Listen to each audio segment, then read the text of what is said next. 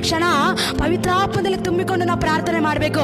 ಸೈತಾನ ಯಾರನ್ನ ನುಂಗ್ಲಿ ಅಂತ ಹುಡುಕುತ್ತಾ ಕಾಯ್ತಾ ಇರ್ತಾನೆ. ಯಾವಾಗ ನಮ್ಮ ಯೋಚನೆಗಳು, ನಮ್ಮ ಆಲೋಚನೆಗಳು, ನಮ್ಮ ಚಿಂತೆಗಳ ನೋಡಿ ಅವ್ನು ನಮ್ಮ ವೀಕ್ನೆಸ್ ನೋಡಿ ನಮ್ಮನ್ನ ಏನ್ ಮಾಡ್ತಾನೆ, ಬಲಹೀನ ಪಡಿಸಕ್ ಬರ್ತಾನೆ.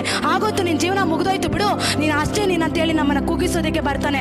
ಆದ್ರೆ ಸೈತಾನ ಮಾತುಗಳಿಗೆ ಎಷ್ಟೋ ಜನರು ಇವತ್ತು ಸೈತಾನ ಮಾತುಗಳಿಗೆ ಕಿವಿಗೊಟ್ಟು ಅವರು ಸೋತು ಹೋಗಿದ್ದಾರೆ, ಸೋತು ಕುಳಿತಿದ್ದಾರೆ.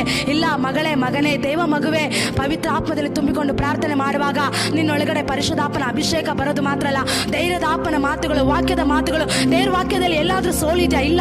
ಜಯ ನಾನು ನಿನಗೆ ಕೊಡ್ತೇನೆ, ಅದ್ಭುತ ನಾನು ನಿನ್ ಮಾಡ್ತೇನೆ, ನಾನು ನೀನು ಭಯ ಪಡಬೇಡ, ನಾನು ನಿನ್ನ ಸಂಗಡ ಇದ್ದೇನೆ, ದೀರ್ಘಮಯಗೊಳ್ಳಿದ್ರೆ ನಾನು ನಿನಗೆ ಸಹಾಯ ಮಾಡ್ತೇನೆ, ಯೆಹೋವ ಈರಿಯಾಗಿ ನಾನು ನಿನಗೆಲ್ಲವನ್ನು ಒದಗಿಸುತ್ತೇನೆ, ಯೆಹೋವ ಶ್ರಮಾಗಿ ನಾನು ನಿನ್ನ ಜೊತೆ ಇದ್ದೇನೆ, ಯೆಹೋವ ರಾಫಾಗಿ ನಾನು ನಿನಗೆ ಆರೋಗ್ಯವನ್ನು ಕೊಡುತ್ತೇನೆ, ಯೆಹೋವ ನಿಸ್ಸಿಯಾಗಿ ಜಯದ ಮೇಲೆ ಜಯವನ್ನು ಕೊಡುತ್ತೇನೆ ಅಂತ ದೇವರು ನಮಗೆ ಆಲ್ರೆಡಿ ಅನೇಕ ವಾಗ್ದಾನಗಳು ದೇವರು ಬೈಬಲ್ ವಾಕ್ಯದಲ್ಲಿ ಇಟ್ಟಿದ್ದಾರೆ. ದೇವರ ಮಕ್ಕಳೇ, ಪ್ರತಿಯೊಂದು ವಾಕ್ಯವನ್ನು ಹಿಡಿದುಕೊಂಡು ಅನ್ಯ ಭಾಷೆಗಳಲ್ಲಿ ಪವಿತ್ರ ಆತ್ಮದಲ್ಲಿ ತುಂಬಿಕೊಂಡು ನಾವು